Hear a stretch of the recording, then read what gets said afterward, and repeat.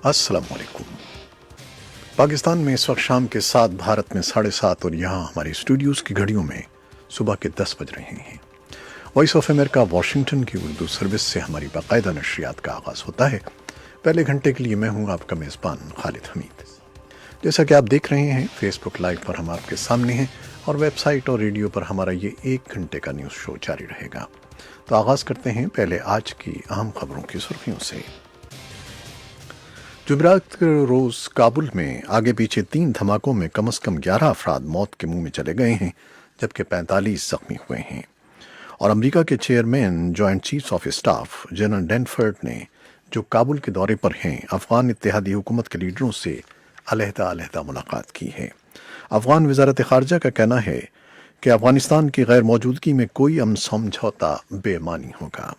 افغان طالبان کا کہنا ہے کہ اگر پاکستان کی طرف سے انہیں دورے کی دعوت دی گئی تو وہ پاکستان جائیں گے۔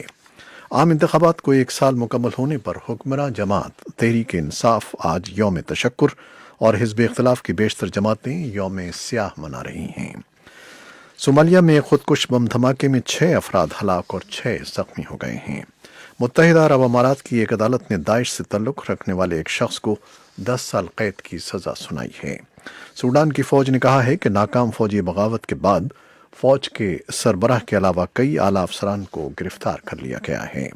شمالی کوریا نے مختصر فاصلے تک ہدف کو نشانہ بنانے والے 2 میزائلوں کا تجربہ کیا ہے، اور برطانیہ کے نئے وزیر اعظم نے کابینہ تشکیل دے دی ہے۔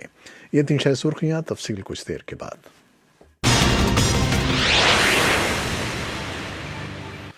جمعرات کے روز کابل میں آگے پیچھے 3 دھماکوں میں کم از کم 11 افراد موت کے منہ میں چلے گئے ہیں، جبکہ 45 زخمی ہیں۔ افغانستان کی وزارت داخلہ کے ترجمان نصرت رحیمی نے کہا ہے کہ ایک خودکش بمبار نے، جو موٹر سائیکل پر سوار تھا، معدنیات اور پیٹرولیم کی وزارت کو نشانہ بنایا اور اس کے عملے کو لے جانے والی منی بس پر دھماکہ کیا۔ ان کا کہنا تھا کہ پہلے حملے کے بعد اسی جگہ ایک اور دھماکہ ہوا۔ 1 گھنٹے کے اندر اس دوسرے کار بم دھماکے میں ایک خودکش بمبار نے غیر ملکی فوجی قافلے کو نشانہ بنایا، جس میں جانی نقصان ہوا۔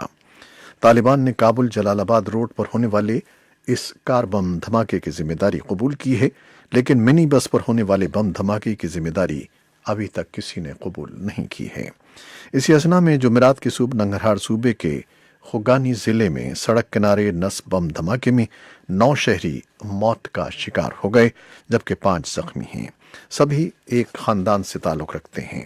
افغانستان میں امریکی سفیر جان باس نے کابل حملوں کی مذمت کی ہے۔ اور امریکہ کے chairman joint chiefs of staff general Dunford نے، جو کابل کے دورے پر ہیں، افغان اتحادی حکومت کے لیڈروں سے علیحدہ ملاقات میں دہشت گردی کے خلاف جنگ اور امن پر بات کی ہے۔ صدارتی محل نے ایک بیان میں کہا ہے کہ صدر غنی اور جنرل ڈینفرڈ نے افغانستان میں دہشت گردی اور انتہا پسندی کے خلاف دونوں ملکوں کی مشترکہ جدوجہد پر بات کی۔ جنرل ڈینفرڈ نے چیف ایگزیکٹو عبداللہ سے بھی ملاقات کی۔ وہ امریکی، نیٹو اور افغان حکام سے مشاورت کے لیے کابل کا یہ دورہ کر رہے ہیں۔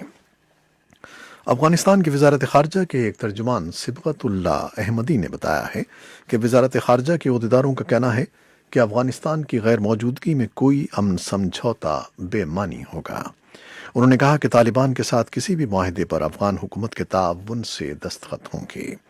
طالبان کے ایک سابق عہدیدار سید اکبر آغا کا کہنا تھا کہ طالبان اور امریکی حکومت کے درمیان اگست کے وسط میں امن معاہدے پر دستخط ہو سکتے ہیں۔ سیاسی تجزیہ کاروں کا کہنا ہے کہ ان کے خیال میں امن معاہدے پر دستخطوں کا افغانستان کے انتخابات پر منفی اثر پڑے گا۔ زالمی خلیل زاد نے، جو کل کابل واپس پہنچے تھے، کہا کہ فی الوقت وہ بین الافغان مذاکرات کاروں کی ٹیم کے لیے کام کر رہے ہیں۔ انہوں نے چیف ایگزیکٹو عبداللہ، وزیر خارجہ ربانی اور دوسرے لوگوں سے ملاقات کی ہے، اور ان کی توجہ ایک اجتماعی اور مؤثر مذاکراتی ٹیم کی تشکیل پر ہے۔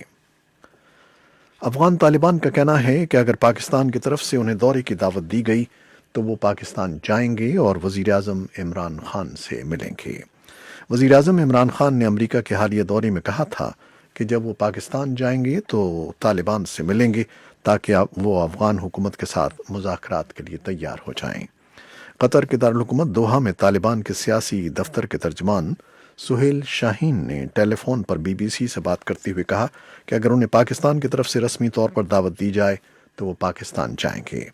ان کا کہنا تھا کہ ہم تو خطے اور ہمسایہ ممالک کے دورے وقتاً فوقتاً کرتے ہیں، تو اگر ہمیں پاکستان کی طرف سے رسمی دعوت ملتی ہے تو ہم جائیں گے، کیونکہ پاکستان بھی ہمارا ہمسایہ اور مسلمان ملک ہے۔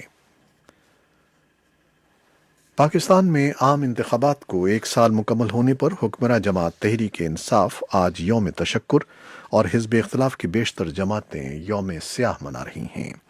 25 جولائی سن 2018 کو ہونے والے عام انتخابات میں تحریک انصاف نے کامیابی حاصل کی تھی، تاہم اپوزیشن جماعتوں کا ماننا ہے کہ تحریک انصاف عوام کے ووٹوں سے منتخب ہو کر نہیں آئی، بلکہ اس کامیابی کے پس پردہ غیر جمہوری قوتیں کار فرما ہیں۔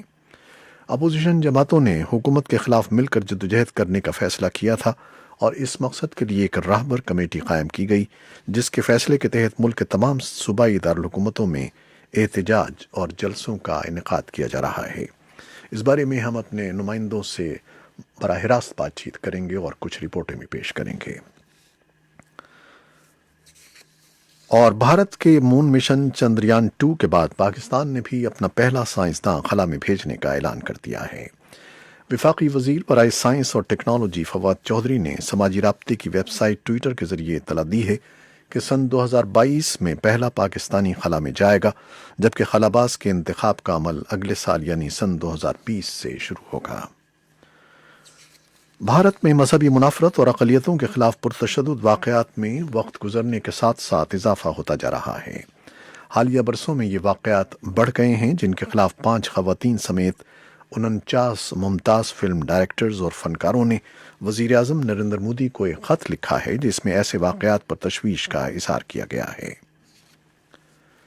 صومالیہ کے عہدیداروں نے بتایا ہے کہ مشتبہ خودکش بمبار نے موگادیشو کے میئر کے دفتر پر بم دھماکہ کیا، جس میں 6 افراد ہلاک اور میئر سمیت 6 زخمی ہو گئے۔ بدھ کے روز یہ دھماکہ اس کے چند منٹ بعد ہوا جب صومالیہ کے لیے اقوام متحدہ کے نئے مندوب جیمز سوان وہاں دورے پر پہنچے۔ الشباب شدت پسند گروپ نے حملے کی ذمہ داری قبول کی ہے۔ متحدہ عرب امارات کی ایک عدالت نے داعش سے تعلق رکھنے والے ایک شخص کو 10 سال قید کی سزا سنائی ہے۔ اماراتی میڈیا کے مطابق فلپائن سے تعلق رکھنے والے شخص کو داعش کا رکن ہونے اور دولت اسلامیہ کے نظریے کی فیس بک پر تشہیر کرنے کے جرم میں 10 سال قید کی سزا دی گئی ہے۔ سوڈان کی فوج کا کہنا ہے کہ ناکام فوجی بغاوت کے بعد فوج کے سربراہ کے علاوہ کئی اعلیٰ افسران کو گرفتار کر لیا گیا ہے۔ بدھ کی رات جاری کیے گئے ایک بیان میں فوج نے بتایا ہے کہ اس نے ملک کے joint chief of staff general Hashim Abdel Muttalib بابکر اور کم از کم 1 درجن اعلیٰ افسران کو گرفتار کر لیا ہے۔ شمالی کوریا نے مختصر فاصلے تک ہدف کو نشانہ بنانے والے 2 میزائلوں کا تجربہ کیا ہے، جس کے نتیجے میں شمالی کوریا اور امریکہ کے درمیان جوہری تجربات کے خاتمے پر ہونے والے مذاکرات متاثر ہونے کا خدشہ ہے۔ خبر رساں ادارے رائٹرز کے مطابق شمالی کوریا نے ساحلی شہر وون سین میں 2 میزائل تجربات کیے ہیں، جن میں سے ایک نے 430 کلومیٹر اور دوسرے نے 690 کلومیٹر کا فاصلہ طے کر کے سمندر میں غرق ہو گیا۔ جنوبی کوریا کے حکام نے رائٹرز کو بتایا کہ شمالی کوریا کے فائر کردہ دونوں میزائلوں نے سطح زمین سے 50 کلومیٹر کی بلندی پر پرواز کی۔ وائٹ ہاؤس، پینٹاگون اور امریکہ کے محکمہ خارجہ کی جانب سے فوری طور پر کسی رد عمل کا اظہار نہیں کیا گیا۔ برطانیہ کی یورپی یونین سے علیحدگی کے معاملے پر 2 وزرائے اعظم کے استعفوں کے بعد بورس جانسن نے وزارت عظمیٰ کا منصب سنبھالتے ہوئے نئی کابینہ تشکیل دے دی ہے۔ برطانیہ کی یورپی یونین سے علیحدگی سے متعلق سن 2016 میں ہونے والے ریفرنڈم کے بعد سے ملک سیاسی بحران کا شکار ہے۔ حکمراں جماعت کنزرویٹو پارٹی کسی معاہدے کے تحت یورپی یونین سے علیحدگی کی خواہاں ہے، تاہم سابق وزیر اعظم تھیریسا مے اس مقصد میں ناکام رہیں۔ اس سے قبل وزیر اعظم ڈیوڈ کیمرون نے ریفرنڈم کے بعد اپنے عہدے سے استعفیٰ دے دیا تھا۔ اور امریکہ کے صدر ڈونلڈ ٹرمپ نے سابق قونصل رابرٹ ملر کی بدھ کے روز ایوان کی 2 کمیٹیوں کے سامنے سماعت پر تبصرہ کرتے ہوئے اسے اپنے لیے اور ساتھ ہی ریپبلکنز کے لیے ایک اچھا دن قرار دیا ہے۔ ٹرمپ نے اخباری نمائندوں سے باتیں کرتے ہوئے ملر کی تحقیقات کو ماضی کی طرح ایک بار پھر مسترد کیا اور اسے مساکہ خیز جھوٹ قرار دیا۔ یہ تھیں وہ خبریں جو فیس بک لائیو پر ہم نے آپ کے لیے پیش کی۔ ویب سائٹ اور ریڈیو پر ہمارا یہ 1 گھنٹے کا نیوز شو جاری رہے گا۔ کیمرامین فواد الیاس کے ساتھ فیس بک لائیو سے اجازت چاہتے ہیں۔ ہمارے ساتھ رہیے گا۔ اللہ حافظ۔